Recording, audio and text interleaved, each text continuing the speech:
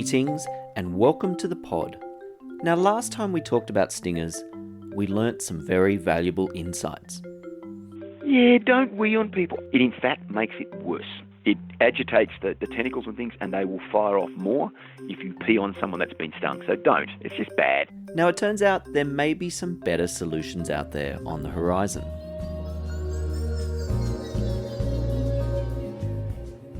Associate Professor Greg Neely from the School of Life and Environmental Sciences at the University of Sydney has discovered an antidote to the sting of the most venomous creature on Earth, the Australian box jellyfish. Greg's antidote, discovered using CRISPR genome editing technology, blocks the symptoms within 15 minutes and overlaps interestingly with research conducted into cholesterol. This means that the drug development may already be out there and we could see something in the hands of lifesavers sooner rather than later. I started by asking Greg what it was like to be stung by a box jellyfish. The first thing is a whole bunch of excruciating pain, and then some tissue death and necrosis at the site. And then in bad, serious situations, the venom can make its way to the heart and then start killing the heart, cause cardiac collapse and death. I've noticed in your research that you do a bit of research on pain. Is this your first maritime venom? Yeah, for sure. Yeah. Okay, cool. And so what did you do? You've come up with a box jellyfish antidote. How did you do that? Well, so what we did is we took the box jellyfish venom and then added it to human cells. And what we saw was that it killed them rapidly and completely. And so that for science, that's like a really easy assay because all these cells are alive, now they're all dead. Yep. And so it's nice and black and white. So then the next thing we did was we mutated the cells using CRISPR genome editing. And we mutated them in big pools where we removed every gene in the human genome in different cells. So each cell is missing one gene. And then now we add the venom. And not all cells die, so some survived. So most cells died, but then a few survived. So we grow up the ones that survive and then use next generation sequencing to identify the genes that have been targeted. And then that told us how the venom works, or at least what pathways that can make the cells resistant to the venom. So CRISPR's a pretty new technology. That's pretty cool. You can basically target different genes in human DNA. We have an awful lot of genes. This must be amazing technology. Yeah, we have 25,000-ish genes, depends on if you count splice variants and non-coding genes and all that kind of stuff.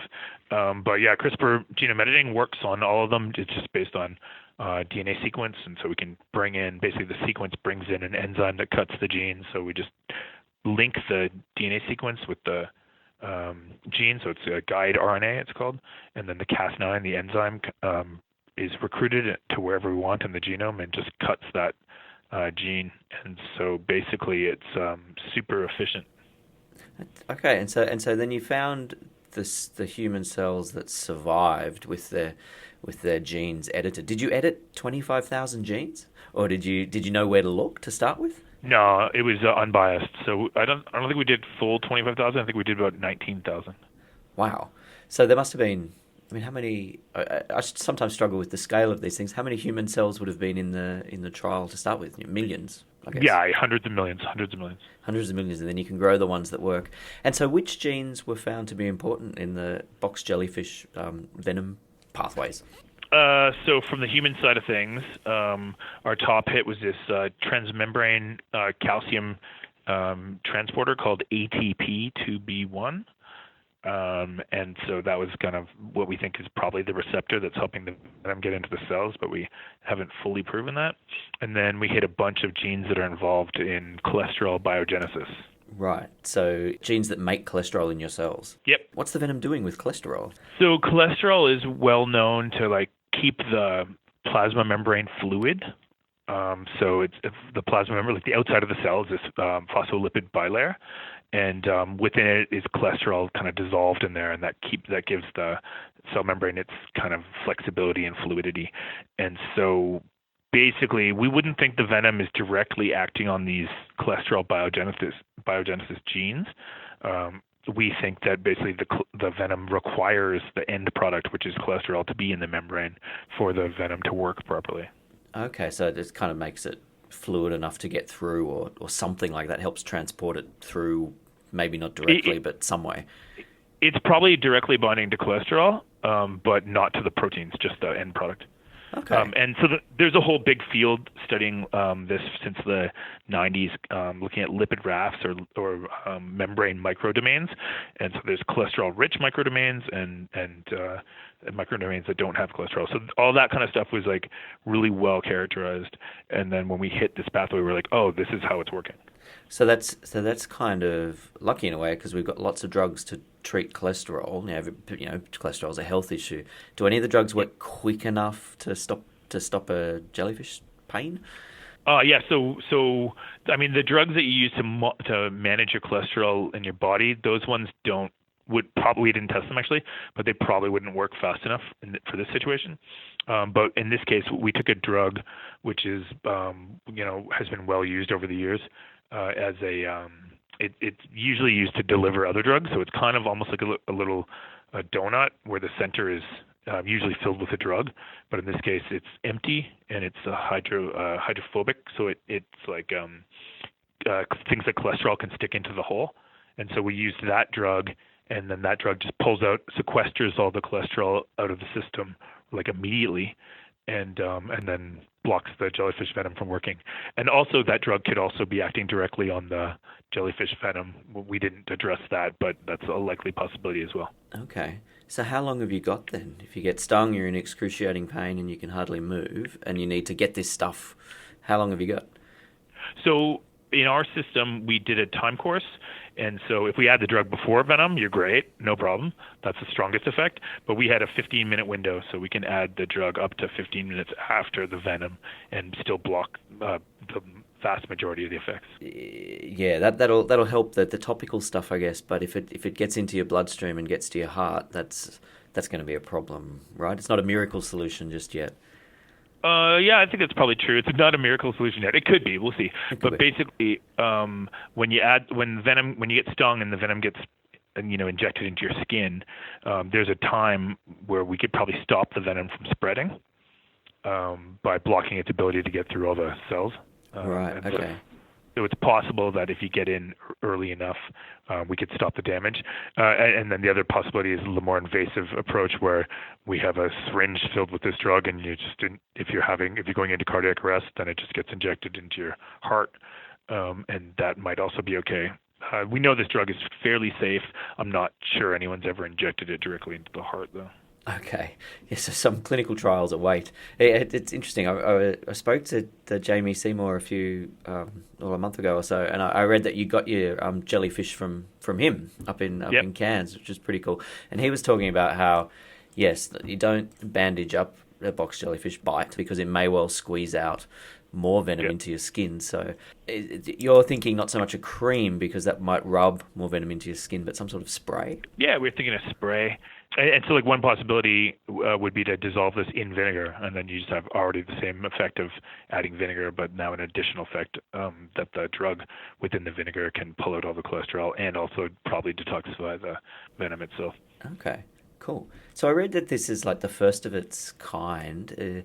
This is the antidote is the first of its kind. How to with a snake's bite they talk about anti-venom, but this works differently to that sort of usual thing. Yeah.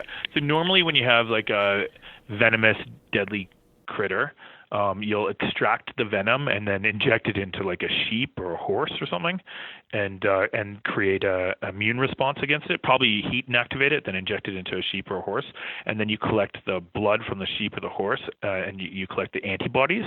So that's an anti-venom. Is basically antibodies have been generated in a large animal that are specific for this venom components, and then you inject that anti-sera into the person that's been exposed. So for jellyfish, there is one that exists, jellyfish anti-venom, which is made in sheep. But lots of the research that's published shows it has like a maximum effect around 48 hours after envenoming, which is kind of as things are kind of calming down. And also you then have like a serum sickness response because your body notices the sheep antibodies as foreign and starts to attack them. So you get some issues from that. That's interesting. So antivenoms aren't I knew they were done in animals, but I didn't realize that we'd have issues with the fact they were made by animals, I guess. Like, there's Yeah. residual animal proteins in there, are there? Well, the antibodies that are made, so the antibodies have a variable section that, like the front part is antibodies shaped like a Y, and the two tips of the Y bind to whatever you want them to do and neutralize. Yeah. But then the stem, that part has an FC region, and that is specific for each Right, species. okay. Yep. And so when you inject a bunch of that from sheep into us, our bodies recognize the FC as kind of like a foreign invading virus, something like that, and start neutralizing it. And then that causes immune complexes and a bunch of inflammation and stuff like that. So do you think that this, CRISPR technique, I guess, might be used in the future for this sort of pain research? Do you think this particular drug, or even just the idea of targeting the cholesterol or things like that in cells, might have wide application? Well, the targeting cholesterol is not a new idea. It was kind of just lucky for us when we screened through how it works. It worked through this targeted pathway. Yeah. So there are other people in the world interested in using this kind of drug to help with various kind of painful situations. Just not from venom. Just not from venom. Oh, okay. So it could be used for, I don't know, arthritis or something. Or Yeah.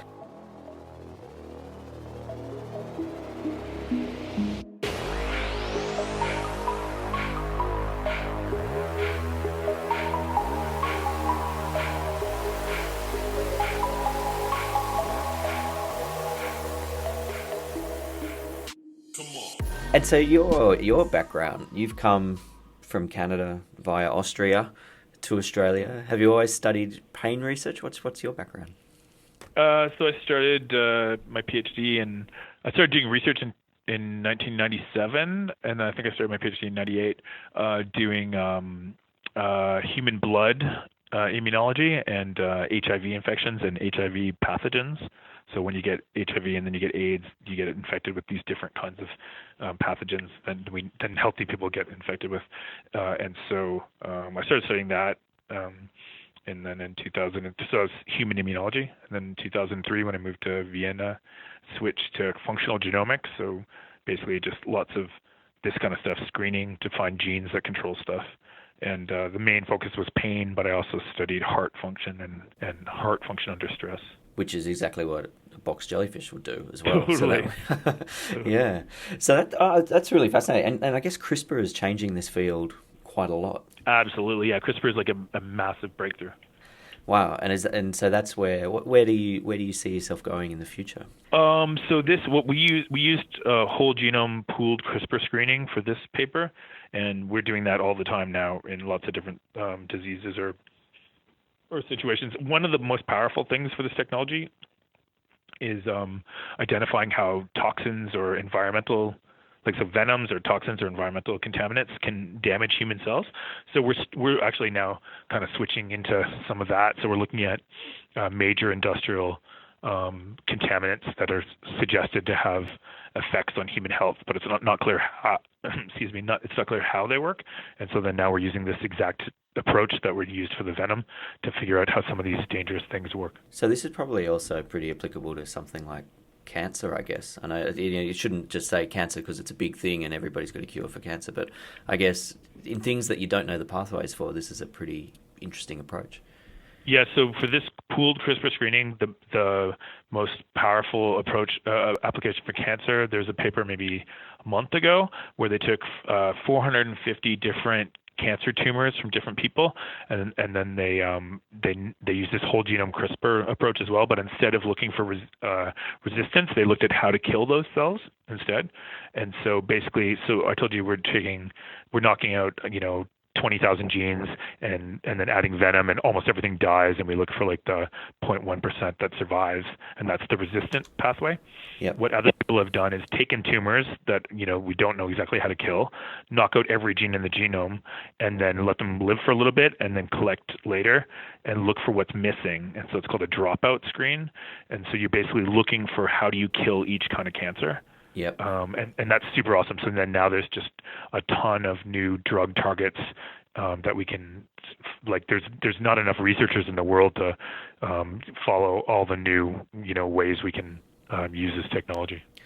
Yeah, it's cool. I mean, so 25,000 is not so big a number that you can't test them all. I guess it's the combinations of genes. I mean, that's exponentially huge. You turn 5 on or something. You could do all sorts of combinations. Is that an issue? Do you need to kind of be smart about what you choose? You definitely have to be smart about what you choose. But as far as combinations, so for these whole genome CRISPR pooled screens, you don't have to do whole genome. You can do a selected number. But the thing is, they're each barcoded, and so we do them in one big vat. And so it's not like that someone's testing them single one by one. We test them all together. And so that's one of the major breakthroughs that allows us to do so much so quickly. And as far as turning them on, it's a bit different. So as far as turning off in combinations, when you start knocking out multiple genes, you get weird like chromosomal rearrangements and crossovers and stuff that make it hard to do more than one at a time. Yeah. So we usually just do one at a time. But now we can also turn them on. It's called CRISPR-A. For activation. Yep. And for that, you can do combinations where it doesn't cause really strange chromosomal abnormalities. Right. So that's powerful, but no one's really done too much with that yet. That's like super brand new. And I guess you probably work with it all the time, but do you know what CRISPR stands for off the top of your head? Let's see. Cluster, repeats, palindromic, CRISPR. I could have looked it up too, but oh yeah, there's some regularly interspaced short palindromic repeats. Yeah. Okay, so because usually when you get an acronym like that, I usually try to make it out, make a word. But CRISPR, oh yeah, I don't know I don't know. CRISPR might mean something to geneticists, but I don't know. Nah, well, it does now. It just means CRISPR. Yeah. But back in the day, it was in like the 90s, I think. And it would just worked out that way. Okay. I mean, it describes exactly what they are. They are clustered, they're interspaced, and they're short palindromic repeats. The tech's been around for that long, has it? But it's only now we figured out how to really harness it. Is that right? Well, so CRISPR is just a part of the bacterial immune system, and that's just a naturally evolving thing. And then the new innovation was in the early 2010s or 2012, around there, was just instead of using the bacterial guide that controls the antiviral response in bacteria, just pop in GFP guide, and so then we could target. That was the first application, just to show that we could program what it targets. Yeah. So it's basically an existing system that was it was fused together and then reprogrammed with whatever we need.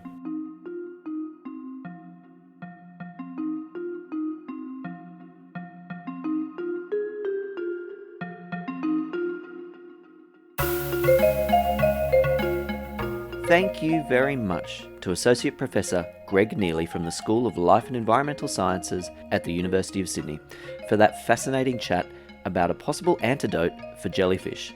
Yes, we did get our science on in this episode. If you'd like any more information on anything that Greg spoke about today, including what the definition of CRISPR is, get over to the website at www.thepodpodcast.net. That's www.thepodpodcast.net. And there you'll find links to Greg's work and all the music that you've heard in this episode. Thanks again, my name's Mark West. I'll catch you next time on The Pod. I enjoyed it. Except for the acronym. Well, I can't believe you asked me that. That was unintentional too, but I never bothered to memorize it for sure. That's right. Well, you just remember it for your next job interview sort of thing, although it probably doesn't matter by then. Great. I'll just send them this link. Maybe I'll edit it out. Maybe I won't. I will see. We'll see. No, it's fine. I don't care, man.